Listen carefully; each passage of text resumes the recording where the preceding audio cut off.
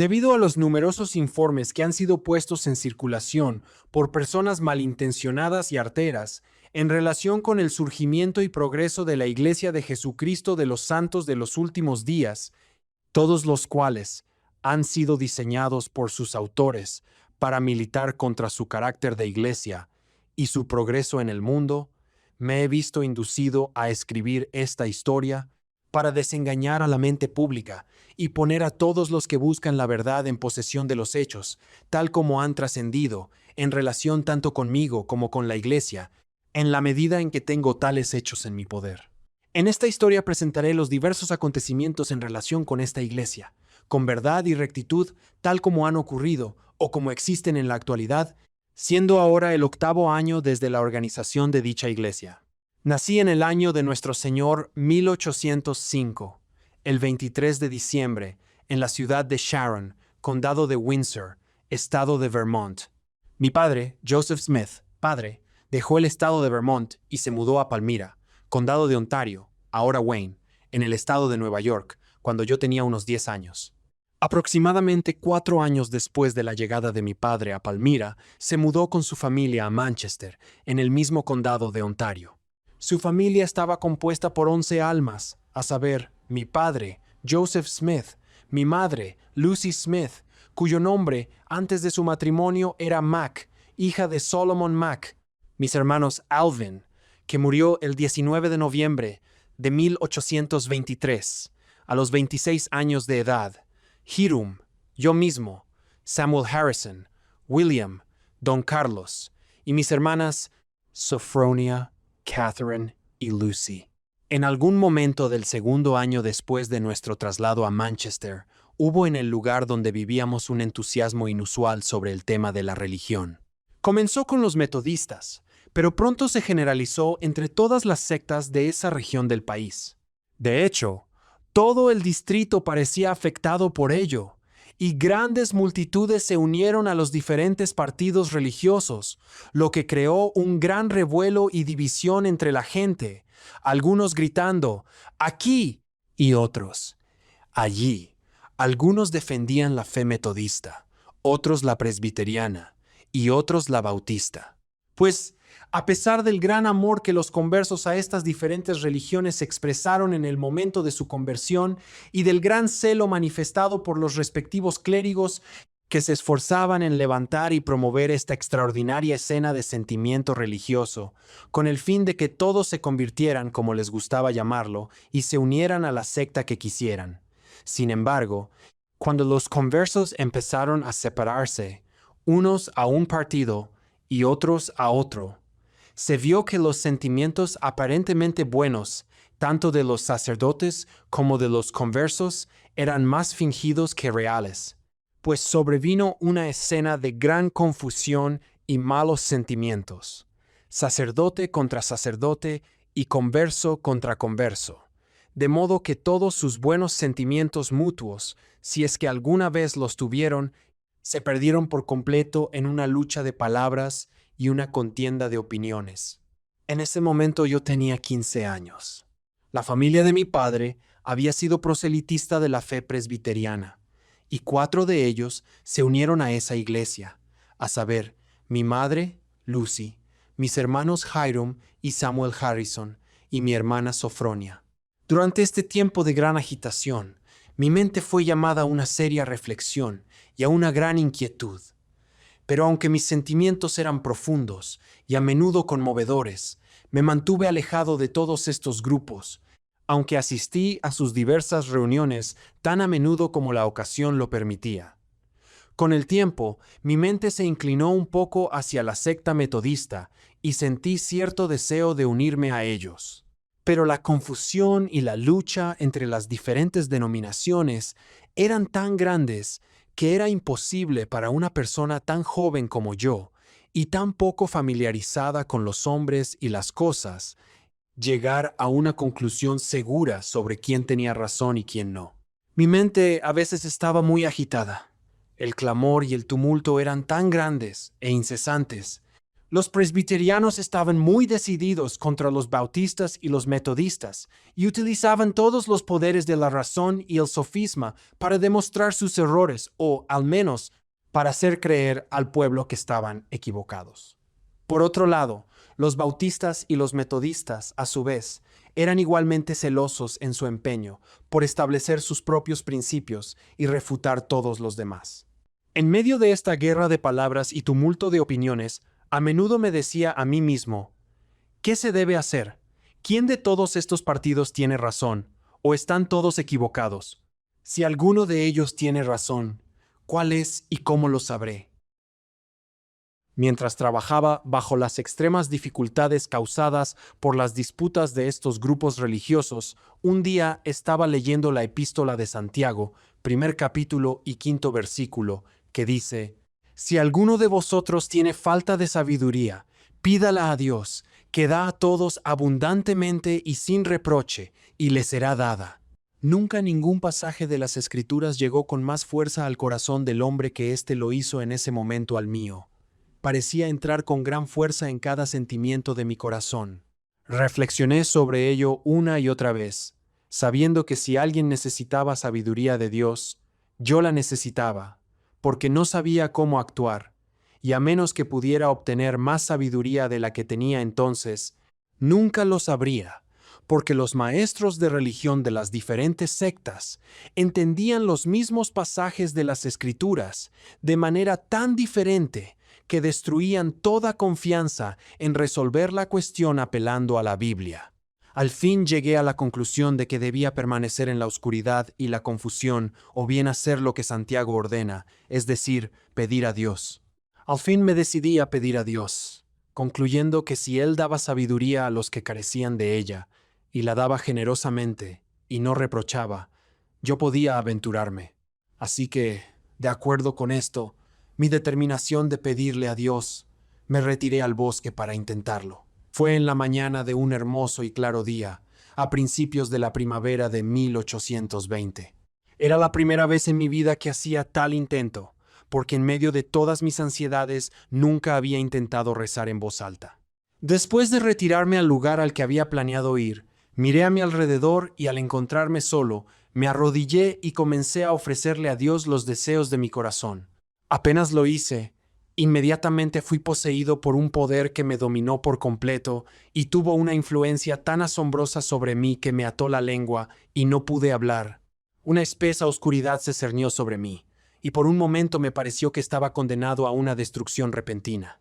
Pero, ejerciendo todas mis fuerzas para invocar a Dios y que me librara del poder de este enemigo que se había apoderado de mí, y en el mismo momento en que estaba a punto de hundirme en la desesperación y abandonarme a la destrucción, no a una ruina imaginaria, sino al poder de algún ser real del mundo invisible, que tenía un poder tan maravilloso como nunca antes había sentido en ningún ser, justo en ese momento de gran alarma, vi una columna de luz exactamente sobre mi cabeza, por encima del brillo del sol, que descendió gradualmente hasta caer sobre mí.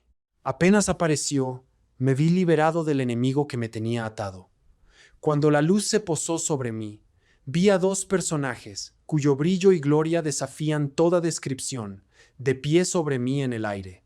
Uno de ellos me habló, llamándome por mi nombre, y dijo, señalando al otro: «Este es mi Hijo amado, escúchale». Mi objetivo, al ir a preguntar al Señor, era saber cuál de todas las sectas estaba en lo cierto, para poder saber a cuál unirme. Por lo tanto, tan pronto como recuperé el control de mí mismo para poder hablar, pregunté a los personajes que estaban sobre mí en la luz, ¿cuál de todas las sectas estaba en lo cierto? Porque en ese momento nunca se me había ocurrido que todas estaban equivocadas y a cuál debería unirme. Me respondieron que no debía unirme a ninguna de ellas, porque todas estaban equivocadas.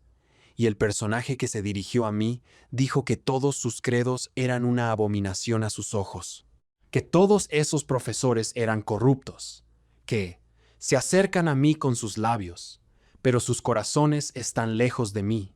Enseñan como doctrinas los mandamientos de los hombres, teniendo apariencia de piedad, pero niegan su poder. Me prohibió de nuevo que me uniera a ninguno de ellos, y me dijo muchas otras cosas que no puedo escribir en este momento. Cuando volví en mí, me encontré tumbado de espaldas, mirando al cielo.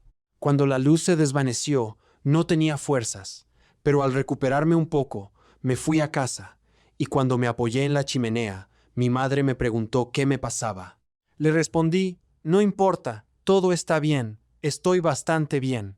Luego le dije a mi madre, he aprendido por mí mismo que el presbiterianismo no es verdadero. Parece como si el adversario supiera, en una etapa muy temprana de mi vida, que estaba destinado a ser un perturbador y un fastidioso de su reino. De lo contrario, ¿por qué se unirían los poderes de las tinieblas contra mí? ¿Por qué la oposición y la persecución que surgieron contra mí casi en mi infancia? Unos días después de tener esta visión, me encontré en compañía de uno de los predicadores metodistas, que era muy activo en el mencionado entusiasmo religioso, y conversando con él sobre el tema de la religión, aproveché la ocasión para contarle la visión que había tenido. Me sorprendió mucho su comportamiento. No solo trató mi comunicación a la ligera, sino con gran desprecio, diciendo que todo era del diablo, que no existían visiones o revelaciones en estos días, que todas esas cosas habían cesado con los apóstoles y que nunca más volverían a existir.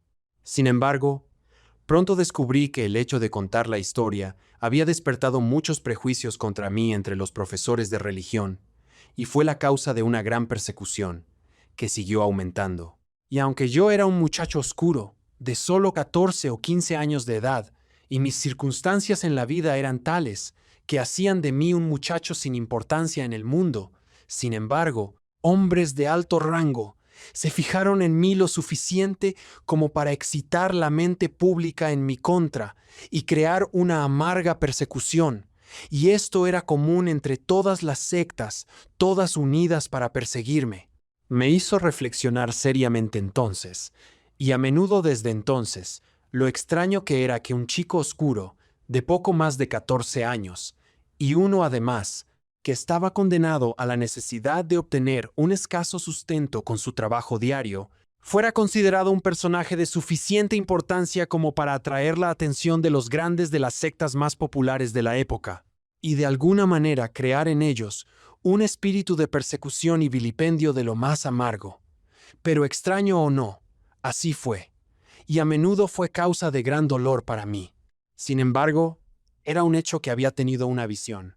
Desde entonces he pensado que me sentí muy parecido a Pablo, cuando se defendió ante el rey Agripa y relató la visión que tuvo cuando vio una luz y oyó una voz.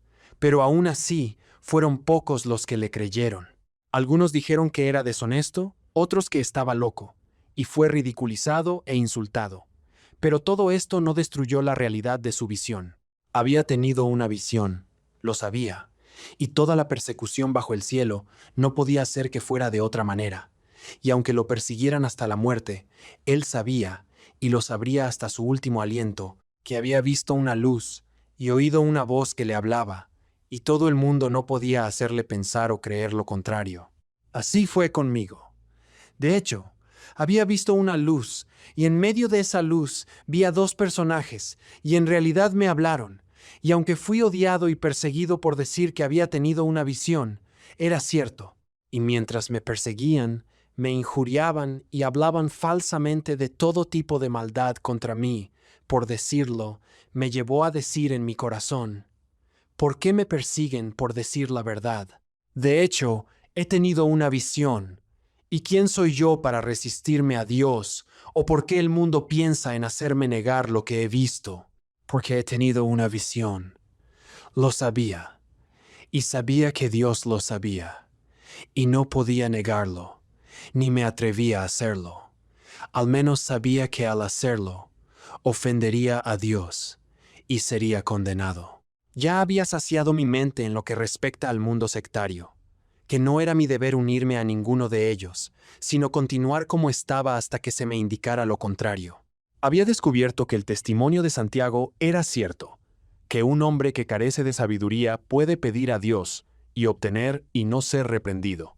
Seguí ejerciendo mis profesiones habituales hasta el 21 de septiembre de 1823, sufriendo todo el tiempo una severa persecución a manos de todo tipo de hombres, tanto religiosos como irreligiosos, porque seguía afirmando que había tenido una visión. Durante el espacio de tiempo que transcurrió entre el momento en que tuve la visión y el año 1823, al habérseme prohibido unirme a ninguna de las sectas religiosas de la época, y siendo de muy tierna edad, y perseguido por aquellos que deberían haber sido mis amigos, y haberme tratado con amabilidad, y si suponían que estaba engañado por haber intentado de manera adecuada y afectuosa reclamarme, me dejaban a merced de todo tipo de tentaciones, y al mezclarme con todo tipo de sociedad, con frecuencia caía en muchos errores tontos, y mostraba la debilidad de la juventud y las debilidades de la naturaleza humana, lo cual, lamento decir,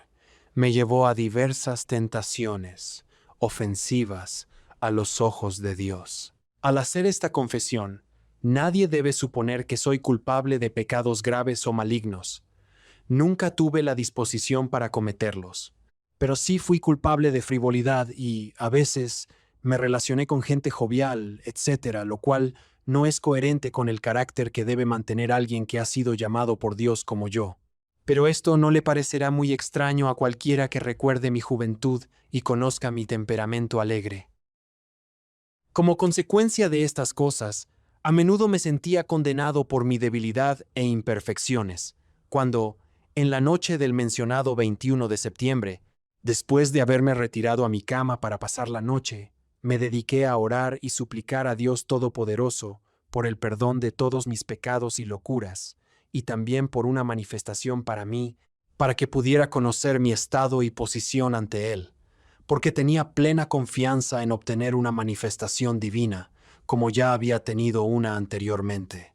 Mientras estaba así en el acto de invocar a Dios, descubrí una luz que aparecía en mi habitación, que continuó aumentando hasta que la habitación estaba más iluminada que al mediodía, cuando inmediatamente apareció un personaje junto a mi cama, de pie en el aire, pues sus pies no tocaban el suelo. Llevaba una túnica suelta de una blancura exquisita. Era una blancura más allá de cualquier cosa terrenal que hubiera visto. Ni creo que ninguna cosa terrenal pudiera hacerse para parecer tan extremadamente blanca y brillante. Tenía las manos desnudas, y los brazos también, un poco por encima de la muñeca. También tenía los pies desnudos, al igual que las piernas, un poco por encima de los tobillos. Su cabeza y cuello también estaban desnudos. Pude descubrir que no llevaba otra ropa que esta túnica, ya que estaba abierta, de modo que pude ver su pecho. No solo su túnica era extremadamente blanca, sino que toda su persona era gloriosa más allá de toda descripción, y su semblante verdaderamente como un relámpago. La habitación estaba sumamente iluminada, pero no tan brillante como inmediatamente alrededor de su persona. Cuando lo miré por primera vez, tuve miedo, pero el miedo pronto me abandonó.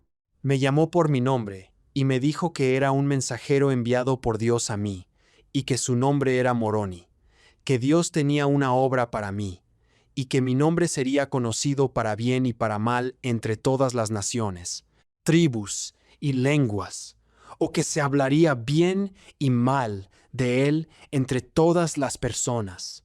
Dijo que había un libro depositado, escrito en planchas de oro, que daba cuenta de los antiguos habitantes de este continente y de la fuente de donde surgieron.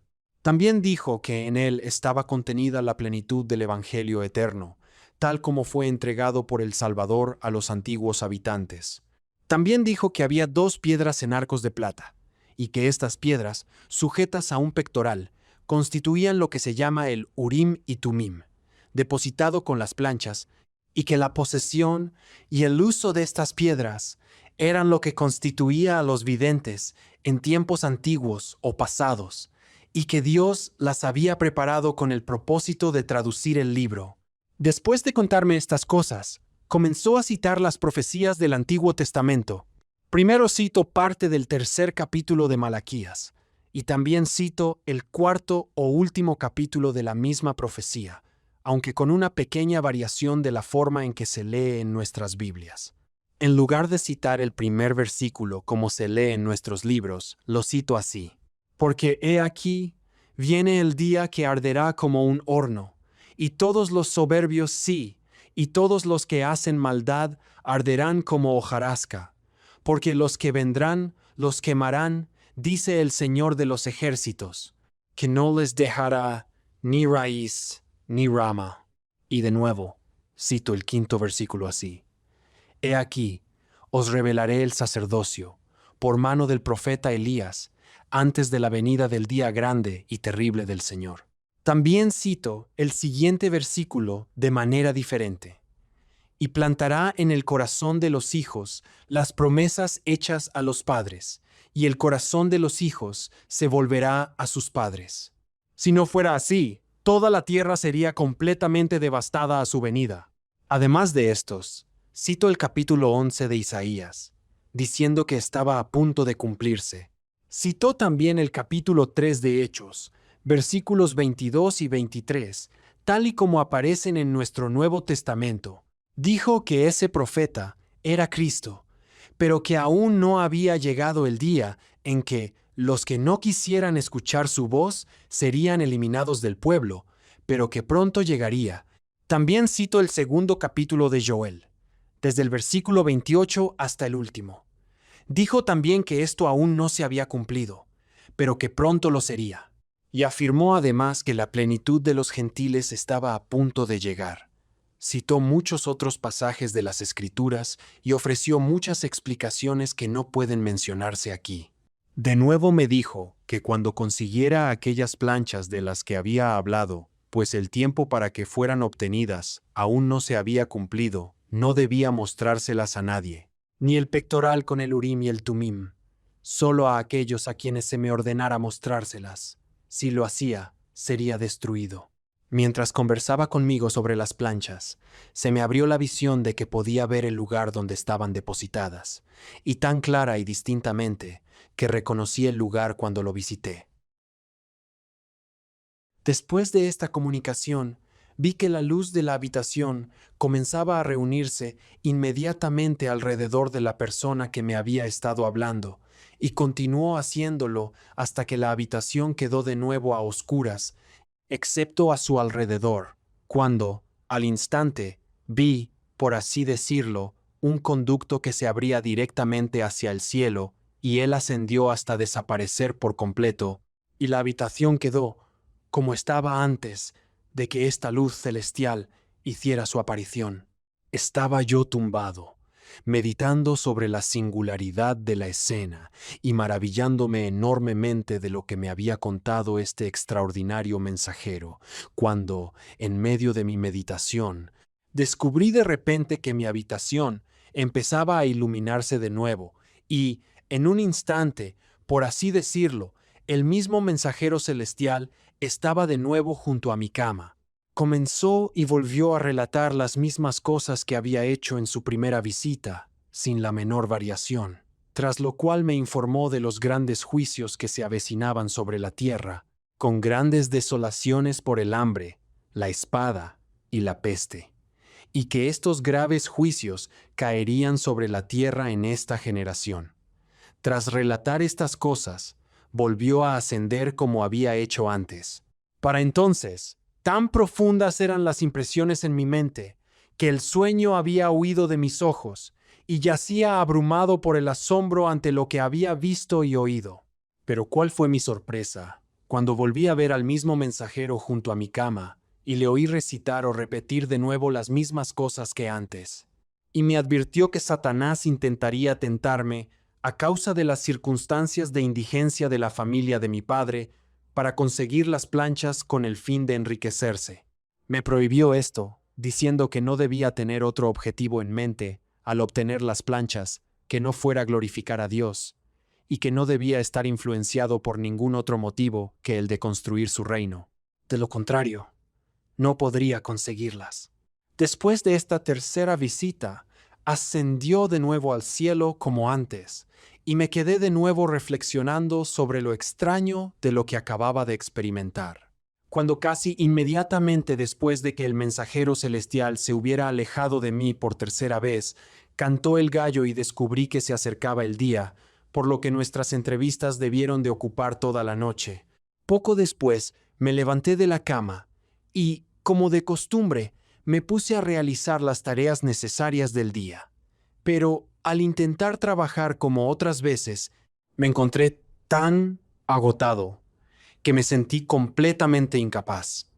Mi padre, que estaba trabajando conmigo, descubrió que algo andaba mal en mí y me dijo que me fuera a casa. Empecé con la intención de ir a la casa, pero al intentar cruzar la valla para salir del campo donde estábamos, me fallaron por completo las fuerzas y caí indefenso al suelo. Y durante un tiempo estuve bastante inconsciente. Lo primero que recuerdo es una voz que me hablaba, llamándome por mi nombre. Levanté la vista y vi al mismo mensajero de pie sobre mi cabeza, rodeado de luz como antes. Entonces me relató de nuevo todo lo que me había contado la noche anterior, y me ordenó que fuera a ver a mi padre, y le contara la visión y los mandamientos que había recibido. Obedecí.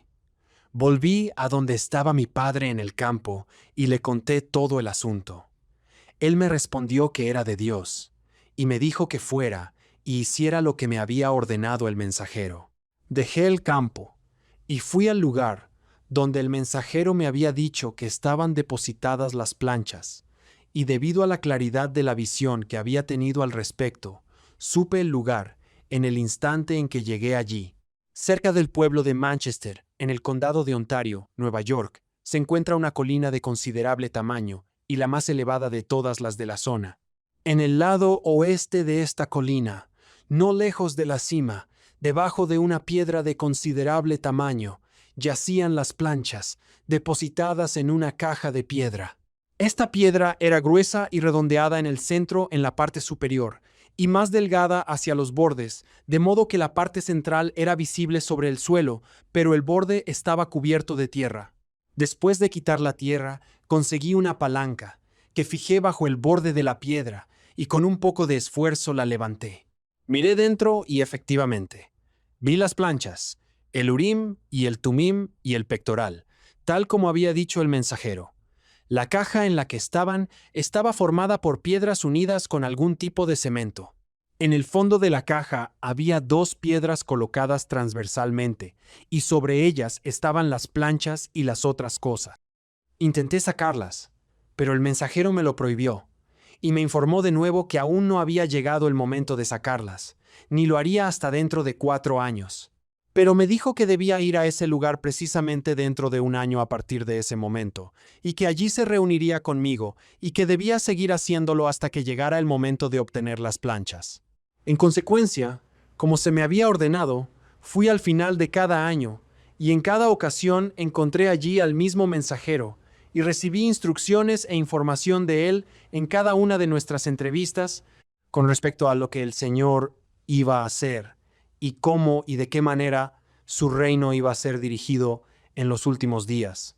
Como las circunstancias mundanas de mi padre eran muy limitadas, nos vimos en la necesidad de trabajar con nuestras manos, alquilando por días y de otras maneras, según se nos presentaba la oportunidad. A veces estábamos en casa y a veces fuera, y gracias a un trabajo continuo pudimos conseguir un mantenimiento cómodo. En el año 1823, la familia de mi padre sufrió una gran aflicción por la muerte de mi hermano mayor, Alvin. En el mes de octubre de 1825, me contrató un anciano caballero llamado Josiah Stoll, que vivía en el condado de Chenango, estado de Nueva York. Había oído algo sobre una mina de plata que habían abierto los españoles en Harmony, condado de Susquehanna, estado de Pensilvania, y antes de que yo me contratara con él, había estado cavando para, si era posible, descubrir la mina. Después de que fui a vivir con él, me llevó, junto con el resto de sus ayudantes, a excavar en busca de la mina de plata, en lo que continué trabajando durante casi un mes, sin éxito en nuestra empresa, y finalmente convencí al anciano caballero para que dejara de cavar en busca de ella. De ahí surgió la muy extendida historia de que yo era un buscador de dinero.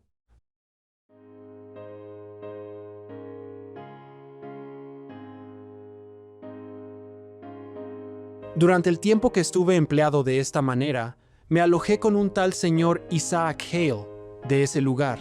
Fue allí donde vi por primera vez a mi esposa, su hija, Emma Hale.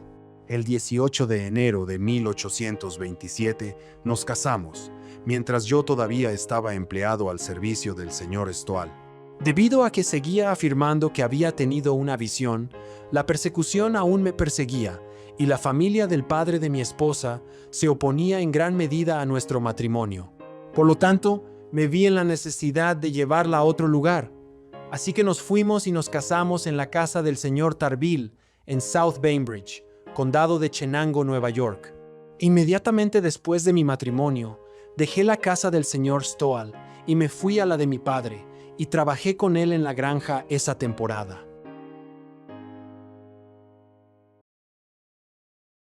Por fin llegó el momento de obtener las planchas, el Urim y Tumim y el pectoral. El 22 de septiembre de 1827, habiendo ido como de costumbre al cabo de otro año al lugar donde estaban depositados, el mismo mensajero celestial me los entregó con la siguiente advertencia: que yo sería responsable de ellos, que si los dejaba ir descuidadamente o por negligencia mía sería eliminado, pero que si hacía todo lo posible por preservarlos hasta que él, el mensajero, los reclamara, estarían protegidos. Pronto descubrí la razón por la que había recibido tan estrictas instrucciones de mantenerlos a salvo, y por qué el mensajero había dicho que cuando hubiera hecho lo que se me exigía, los reclamaría.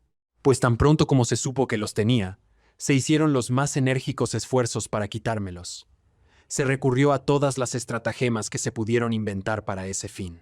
La persecución se volvió más amarga y severa que antes, y multitudes estaban continuamente alerta para quitármelos si fuera posible. Pero por la sabiduría de Dios, permanecieron a salvo en mis manos, hasta que logré con ellos lo que se requería de mi mano. Cuando, según los arreglos, el mensajero los pidió, se los entregué, y él los tiene a su cargo hasta este día, siendo el 2 de mayo de 1838.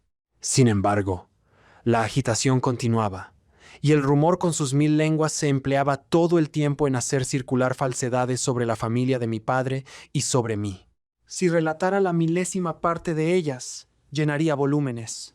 Sin embargo, la persecución se volvió tan intolerable que me vi en la necesidad de dejar Manchester y dirigirme con mi esposa al condado de Susquehanna, en el estado de Pensilvania.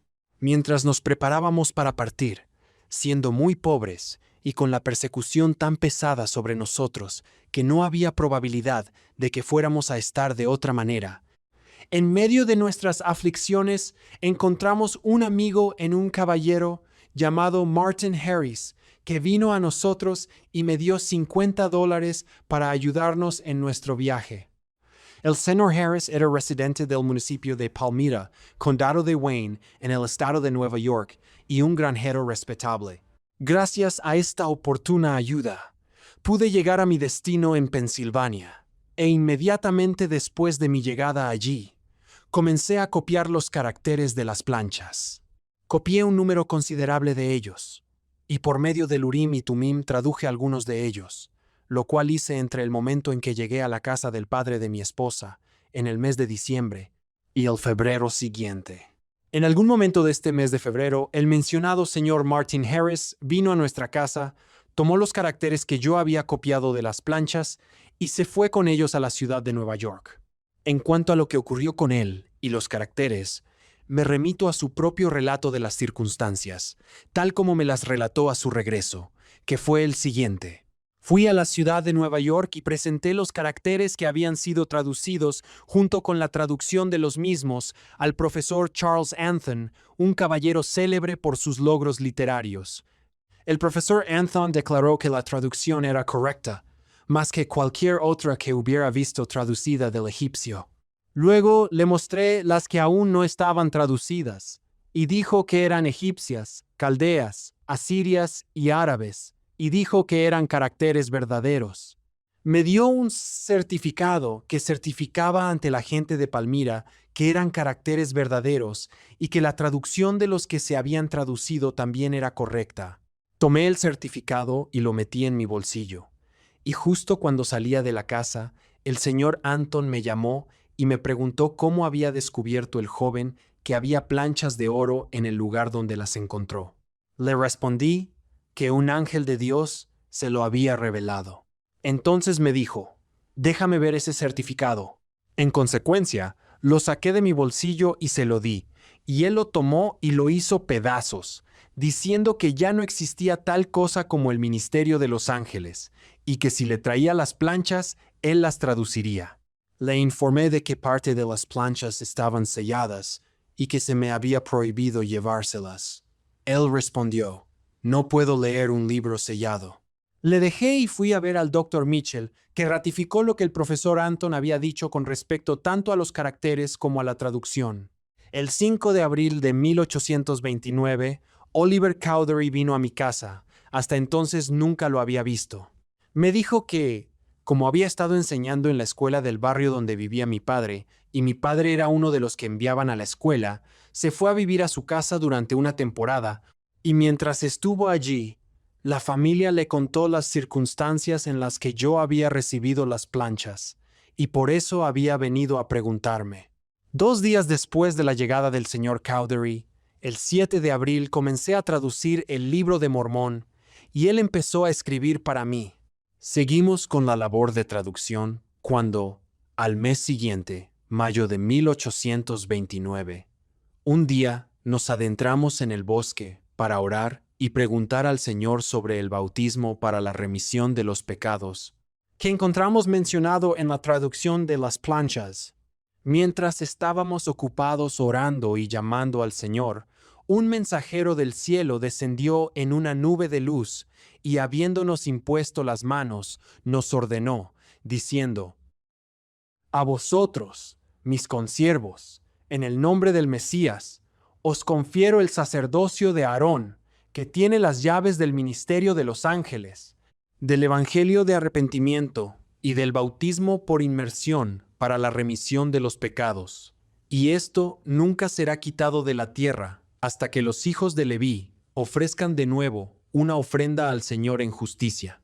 Dijo que este sacerdocio aarónico no tenía el poder de imponer las manos para el don del Espíritu Santo, sino que esto nos sería conferido en el futuro, y nos ordenó que fuéramos y nos bautizáramos, y nos dio instrucciones de que yo bautizara a Oliver Cowdery, y que después él me bautizara a mí. En consecuencia, fuimos y nos bautizamos. Yo lo bauticé primero, y después él me bautizó a mí.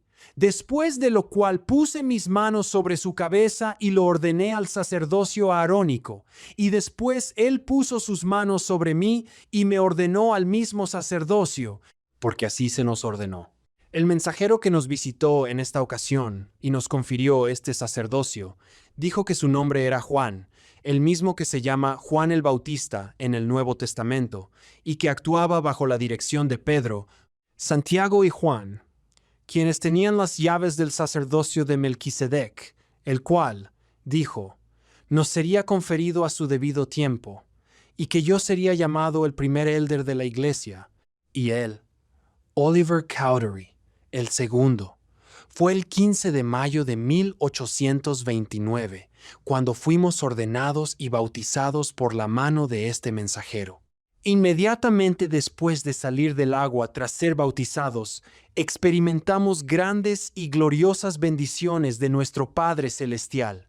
Tan pronto como bauticé a Oliver Cowdery, el Espíritu Santo descendió sobre él y se puso de pie y profetizó muchas cosas que pronto sucederían. Y de nuevo, tan pronto como fui bautizado por él, también tuve el espíritu de profecía, cuando, poniéndome de pie, profeticé sobre el surgimiento de esta iglesia y muchas otras cosas relacionadas con la iglesia y esta generación de los hijos de los hombres. Fuimos llenos del Espíritu Santo y nos regocijamos en el Dios de nuestra salvación. Encontrándose ahora iluminadas nuestras mentes, empezamos a comprender las Escrituras, y nos fue revelado el verdadero significado e intención de sus pasajes más misteriosos, de una manera que hasta entonces no habíamos logrado, ni siquiera pensado. Mientras tanto, nos vimos obligados a guardar en secreto las circunstancias relativas al haber recibido el sacerdocio y el habernos bautizado, por motivo del espíritu de persecución que ya se había manifestado en la región. De cuando en cuando habían amenazado golpearnos, y esto por parte de los profesores de religión. Y lo único que contrarrestó sus intenciones de atropellarnos fue la influencia de los familiares de mi esposa, mediante la divina providencia, los cuales se habían vuelto muy amigables conmigo y se oponían a los populachos, y deseaban que se me permitiera continuar sin interrupción la obra de la traducción. Por consiguiente, nos ofrecieron y prometieron protección, hasta donde les fuera posible, de cualquier acto ilícito.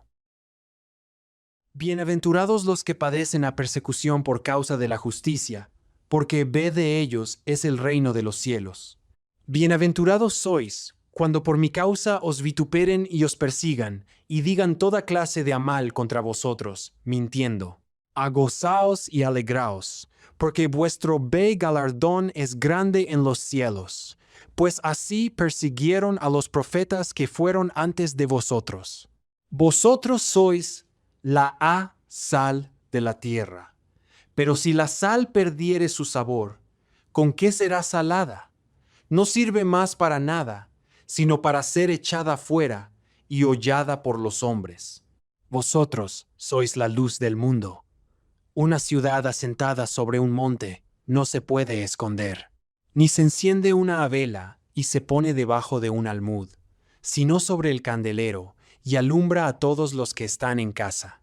Así alumbre vuestra luz delante de los hombres, para que vean vuestras buenas obras y se glorifiquen a vuestro Padre que está en los cielos.